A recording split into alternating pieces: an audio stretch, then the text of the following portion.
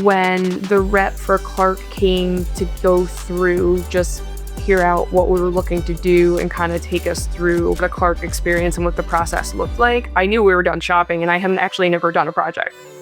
I've heard stories of builders that say it's going to be one price and then it's another price, and there was never any of that. The tightness of the sales pitch, like the process was so clearly laid out, so methodical, so well articulated, to me indicated the quality of Clark communication in general. Everything was transparent, no huge surprises, which shocked me kind of, like really no huge surprises. It was very clear from the beginning. They lay out the approach. They would give us the estimate and give us an idea of how big the project is.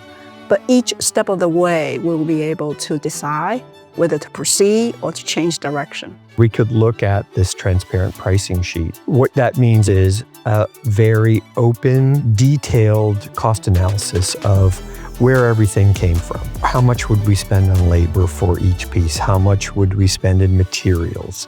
What kind of labor is required to complete the job? And determine, okay, there's some things that are rather expensive.